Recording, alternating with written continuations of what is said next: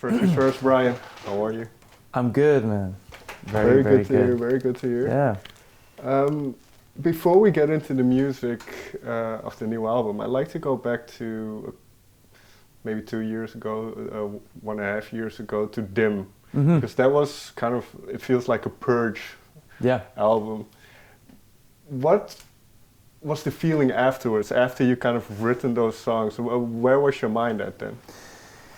Yeah, so working on Dim was, I mean, it felt very dim. Like it felt very like, it was leading up to when my dad passed away. And so working on those songs felt very like cathartic and like controlled, if that makes sense. Sure. Which I think it makes sense in hindsight because you don't have a lot of control when somebody knows they're dying, you know. And with cancer, it's like this consistent battle for control. Like as he was dying, it was really important to make him feel like he had some choice or some control in it. And I think compared to others, he did. For what it meant for his family members, you know, is a different thing. I thankfully had music to be able to focus on and communicate, you know, what I was feeling. So I think of that music as very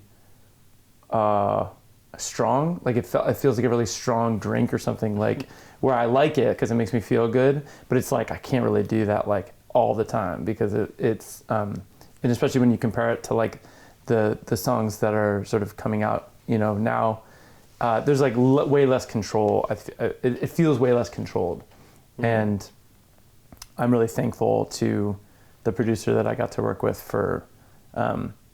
You know, he definitely was like, just let go. Like, you know, you don't have to have it be as controlled. Like, trust me, you know. So it was, yeah, it's interesting comparing it.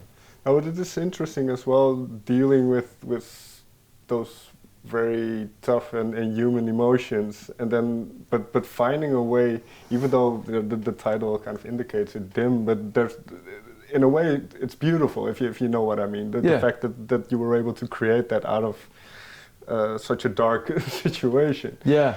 So what did it do for you? Did it help you kind of understand what was going on, and did it help you understand your own grief? I think so. I mean, there are songs that I've written that every time I play them, like it feels like still like continued healing. Okay. So I don't know if there's been enough time yet to have my mind wrapped around it fully, but in a lot of those songs I haven't played live. It was just sort of, they lived on the album, you know. So there are a few songs like Stay Close and Dim that are very much about losing my dad, that feel, I mean, it was crazy. We did this music video like days before he died. Okay. And that was like not great. Like it didn't feel good. It felt like an art piece that was like too like visceral or too like what is a good word, too like it showed too much like actual grief. Right. Do you know what I mean? Too candid, too. Yeah, but like if you didn't know, like maybe you'd think that it was like more planned or something. But yeah, so I look back and think that it's good, and I think I'm thankful for it, but I don't know, like, if I would do it again, you know. Fair enough. Enough. But am I right in saying that music has always had this kind of, I don't know if it's not necessarily escapism, but this kind of healing properties for you, in the sense, and I'm not sure if this is absolutely completely correct, but the first song you ever wrote was in an instance similar. Yeah, that's correct.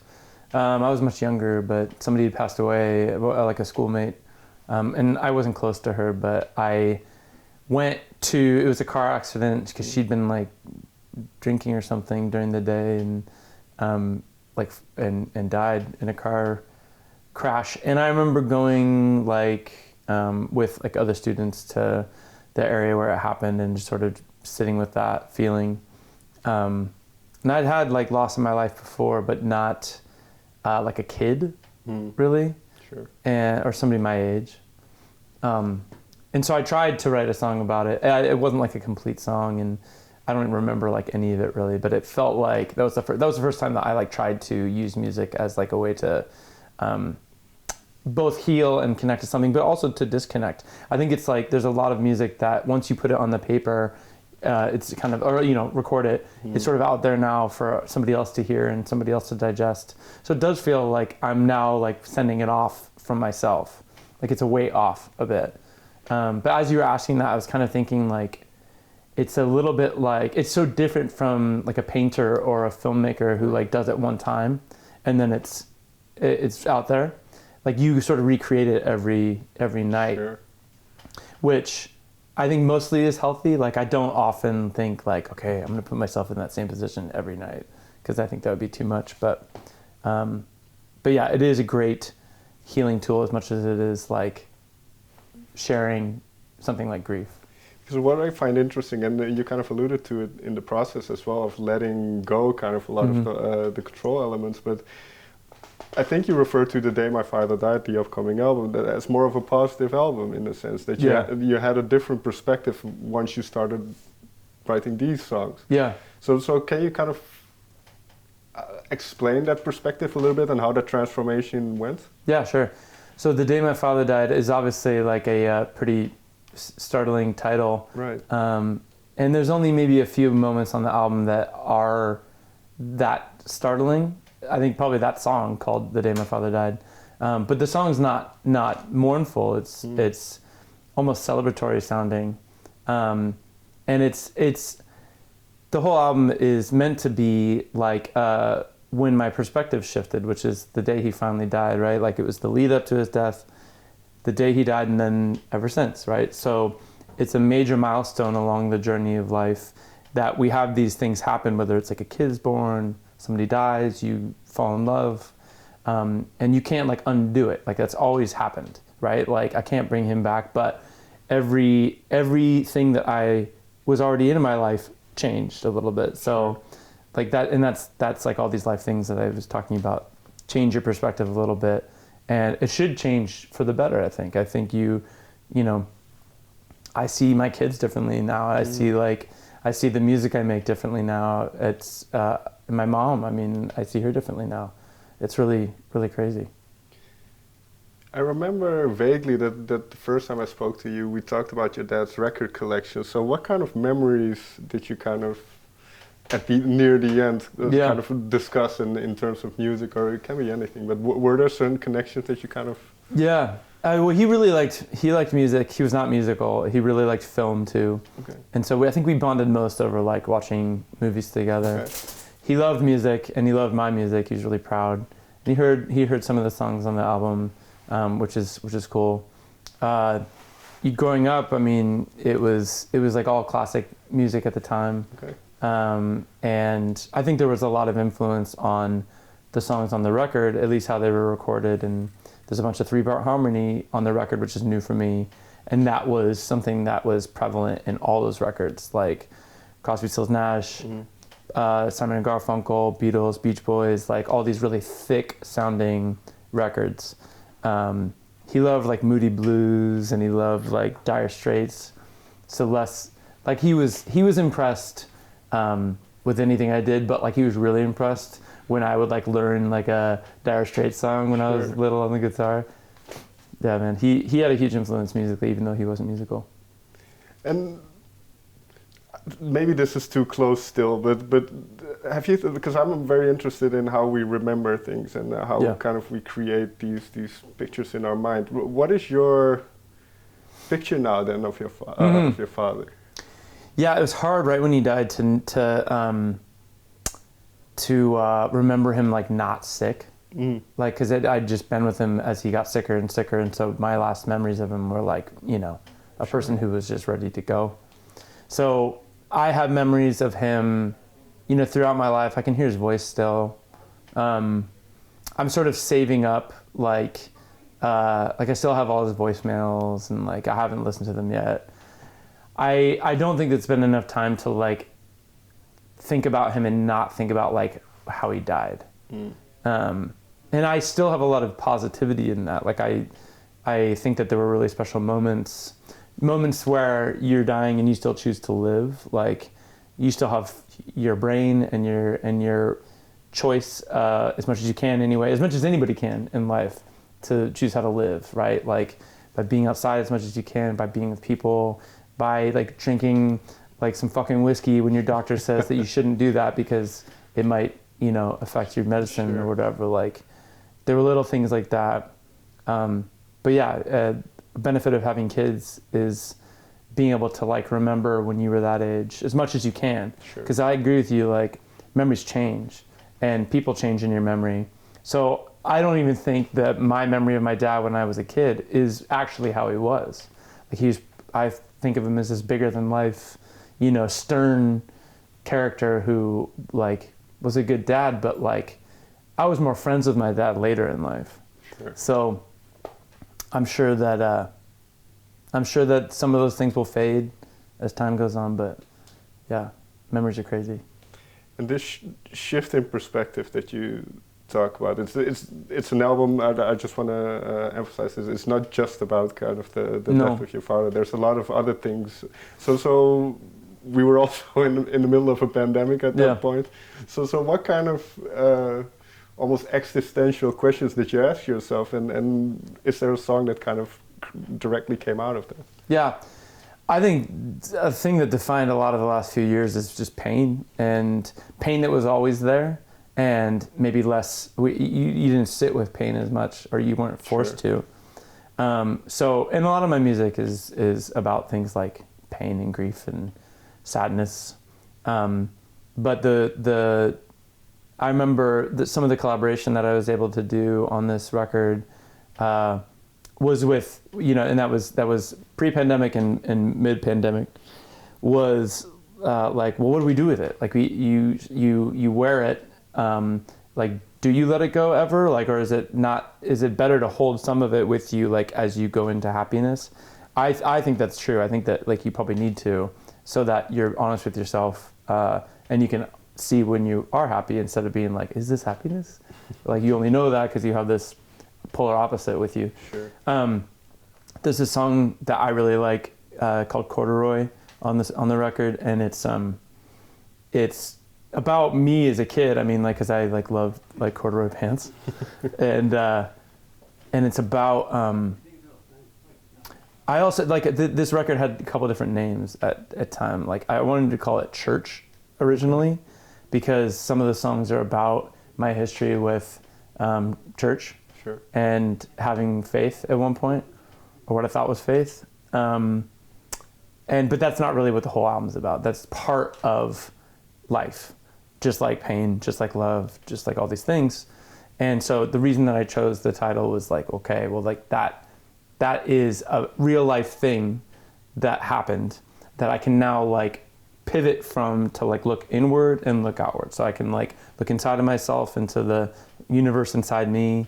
And then it hit me that like, okay, well, the actual church, or the actual thing that is meaningful for everyone is like knowing who we are and like being together, because that's sort of like the only natural in this world, like the only natural thing that we can like fully understand. So that's what I like want to spend time, you know, living in. And back to Corduroy really quick, like that song is speaking to myself. Like it's about how you shouldn't be a skeptic, or, you know, a pessimist, how you should like not like choose to love. Like that's like the hardest thing, is to like literally like try to always love, because we're defensive and guarded, and we, you know, we have been hurt, and that's really hard to love through. So it's a record full of songs about that.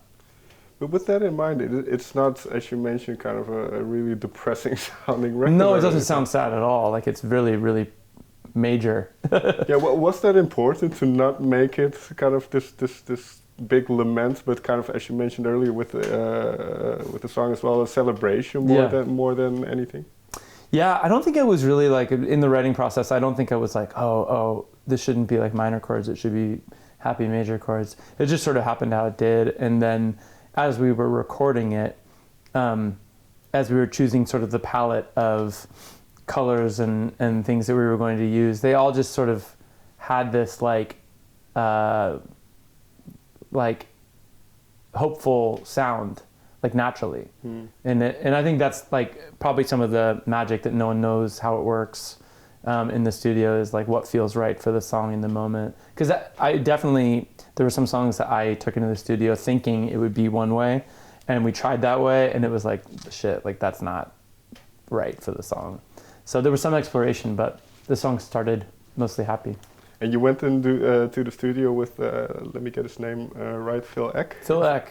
If I'm not mistaken. But I saw a snippet where you talked about the studio process, and it was about guitar playing, and I think you said something along the lines of that you really honed into on the guitar playing, and were very strict for yourself because you wanted to get it right. Yeah.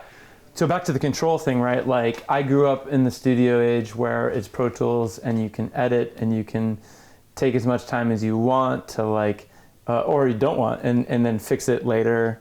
Phil comes from, I mean, he's very good at Pro Tools too, but he comes from like a time before me where he was like, for the guitars, for instance, I was like, well, who are we going to get to play electric guitar? And he's like, well, you play guitar, like you should do it. It's your record.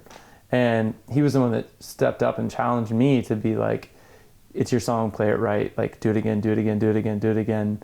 To the part where like it was really frustrating because I'm used to just like doing it pretty good and then making it good, like in the back end, right? So I think something that I want people to come away with is that the record sounds more raw and live, but if you really listen to it, like it's like very not edited, but very like intentional.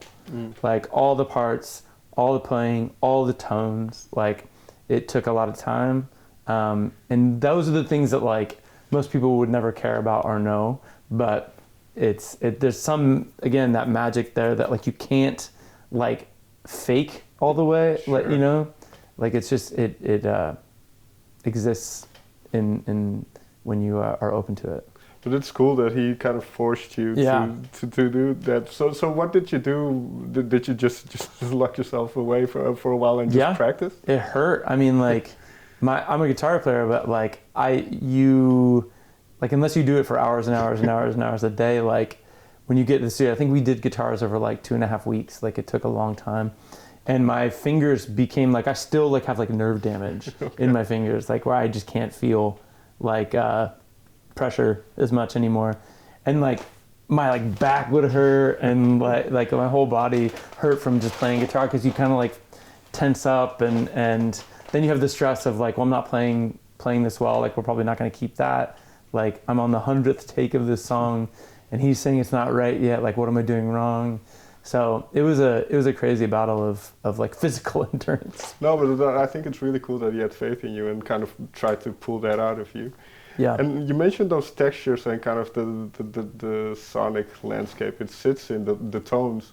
So how did you arrive at those? Because you obviously have a quite a unique sounding voice. At least you can pinpoint if it's you singing. And in terms of the textures, then how did you kind of try to mesh those and then alongside with the type of lyrics and the message you wanted to convey? Yeah, good question.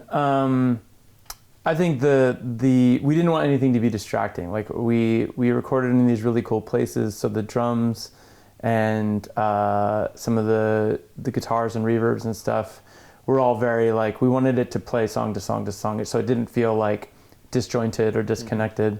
And there were a lot of times where we pretty much just used like, I mean, there's pianos and other keyboards and stuff, but this new old keyboard called a Mellotron, sure. which has these 7-second samples. And it's great because like you can't like use a pedal. You have to like literally play it, and if you're playing chords longer than 7 seconds, it stops. And so it's restrictive. Just like your own talent is for guitar, it can be restrictive. So you're in a way smaller box. When if you're like compared to DIM, that's way more digital and exploratory sonically, and it's way wider. This is like kind of right here. And since I haven't had like a full album that I think feels really cohesive, that was essential. So the Mellotron keyboard and like 2 guitars and like 3 guitar pedals. And so we put both of those things through these pedals and the shout out Strymon guitar pedals, they have like their own color, and anything you throw at it is just gonna like bloom into this sort of other place. But it's not so digital that it feels like really wide and hi-fi. So those things really set the tone. And for song to song, like even when there's different tempos and different, usually you'd like reset a delay or a reverb. But after a certain point, we're like, fuck it, like open up the next song, like don't touch anything, just play a different part. So I think some of it was like we were like maybe a little tipsy and like tired, so we're like, fuck it, don't touch it, like let's just go. But in the end, it ended up being like this really happy sort of accident, so that like each song has a little bit of the same tone. Yeah, as you mentioned, it creates a certain cohesiveness. Yeah. That obviously your voice already does that, Yeah. but this adds to it. With what you talked in mind, then once the album was finished and you kind of had to take your hands away from it, what kind of feeling washed over you? Was it kind of like, okay, now that's done, now I can move forward, or were you still kind of very much in it? It took a long time to do because of the pandemic. Like we'd work in big chunks and then stop, and then some more, and then I added 2 more songs, which normally happens. And then we were done. It's like when you go back to the beginning, like you start listening to the stuff that you did in the beginning, and you're like, oh yeah, like there's been enough time to sort of forget what you did a little bit. So I usually go for a big stretch of not listening to it, to reset, because I'll just continue being critical of it, as if I'm still working on it, even though it's done, which is pointless. I've in a previous band, I did a record that was like all live, like it was just one takes, and that's really frightening because it's not perfect and you can't go back and fix it. It is what it is, and there are elements of this record that sound like that to me. And I used to have anxiety about that, but now knowing that like honesty in music is really good, I'm really proud of those moments on the record. Yeah, was it difficult in a way to let go of that control? Was it to not continue tinkering until the wheels fall off in a way? Well, Phil was great because, I mean, we produced it together, so he trusted me. Like he came in trusting me, I think, and I had to develop trust. Like I obviously trusted his background and everything he's worked on, but until you're like in the room with somebody and like staring at them, like, do you think this is good? Why not? And that's not like a naturally easy conversation to have with somebody who doesn't know what they're talking about or somebody who really knows what they're talking about. So it was a process throughout the whole thing to let go. It was never like arrived. But I can imagine, is this something you will continue as you write more now, or do you like kind of to have I love being alone. I mean, when I write songs, I'm alone, usually. I collaborate with other people, but I'm mostly alone. And just like that old record I was talking about, you bring it with you into the next one. So like things that Phil taught me, like I will definitely apply to the next thing I work on. Whether it's alone or with somebody else. I love working with other artists on their music, and I fully use everything I've learned to communicate to them about what I think will be best for the song or for the part or whatever. And yeah, it all informs the next thing. Even if you try to tune it out and say like, okay, I'm gonna do something totally different, like it's human nature to be like, well, I learned this language, so I can't forget it. Sure. Yeah. Well, you mentioned collaboration, so finally, I want to talk about your collaboration with Guy Garvey from Elbow. Now, writing these type of songs, and then obviously you have your own support system and a wife and whatever to kind of discuss these things with. What was it like to have somebody who was a songwriter just like yourself and to kind of share these ideas and also perform together? Yeah. Well, I love Guy, and he's like one of the best storytellers I've ever met. So when he said yes to being a part of the song, it wasn't even a conversation really. It was like, I trust you to do what you want. I mean, he wouldn't have said yes or taken the time. It wasn't like I'm some big pop star that he was like, oh yeah, I have to say yes to you because you're Coldplay or Ed Sheeran or something. He remembered who I was from when we met, but it was like he connected to the song. So that's like another level to exist on, I think. And he took it and made it his own and wrote a verse. Didn't like ask me, I didn't want him to. I was like, whatever you want to do, please do. And we can listen through and see what makes sense and stuff. But it was like when he sent me the files, I was in my studio and I was just like, first of all, I can't believe that this is Guy Garvey's voice. But second of all, I mean, how beautiful these words that he took of mine and made his own. It's like fully what I had sort of dreamed about. So again, there's that built-in trust. Yeah, and as you mentioned, he can kind of pick and choose what he does. But I saw the video, and you know, it's the two of you meeting, just hanging out a little bit, and it seemed really genuine. So yeah. I don't know how much time you got to spend with him, but did you learn anything from talking to him about music? He's the best kind of shit that you learn about music is like not about music. Okay. Like the video is cool because it is like, it's a little like meta because the video is about like the video, which is weird. Like it's me going to London to shoot a music video is the music video. Mm-hmm. You know what I mean? There's no other story. That's like what it is. And he was so sweet to be game for that. But what was cool is that like we did it all on film. And so we only filmed in these like 30 or 40 second chunks. And then, so we'd be like from the morning to late in the evening, we were just talking the whole time. Like we'd work for 30 seconds and then like go back to talking. And a lot of the footage is us just talking. So it felt like a lifetime of experience like wrapped up into a day, which I feel very lucky for. I mean, it's rare that you get that with a close friend, much less somebody who like you look up to a lot and respect a ton. So it was cool, man. I mean, the stuff we got to cover, a lot of it was about music and about our experience as artists and stuff, but a lot of it was about family and kids and other film, other creators that we both like teaching each other about things. Mm. But the night ended like perfectly. Just sort of he has a room at a studio in London, South London, and he's like, "What are you doing later?" And invited me to this like going away party for somebody at his studio.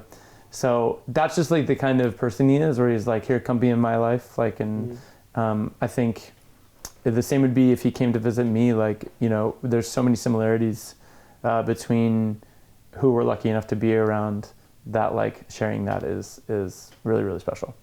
Yeah, like I said, it looks really genuine, and it seems like you gelled well together. I mean, we both laughed about it being like we have to act really normal or like act really like we've known each other forever, but it was really easy and nice. Last question then, we're in the Torpedo Theater now in Amsterdam. What has your experience been with kind of translating the songs that are on the album to a live setting, and then what has the response been so far of the new songs? Yeah, so at this point in time, only a handful of the songs are out, right? So on the last end of the last tour like I did, we got to play songs like Sweet Home and You and I, like songs that have been out for a few months. And those are great. I mean, like I would always do You and I like fully acoustic, so we'd play in these giant cathedrals, which were built before amplification existed. So, you know, if everyone was quiet enough, like these songs could sort of live on their own off microphone, which is cool. Sweet Home feels very nostalgic to me, and I think other people as well. So that's been a cool song to see connect. Okay. A couple nights ago in Paris is the first time that I've sang like 3 or 4 of these new songs, and so tonight will be the second time. Okay. So it's all very new still, but it was fun. I mean, it's always a little bit nerve-wracking to be like, well, people like this, like it doesn't sound like my old stuff. But like you said, if somebody's heard my music before, like it's still me singing, so that won't be too crazy for them, I think. All right, Brian, may I thank you so much for taking the time. Thank you.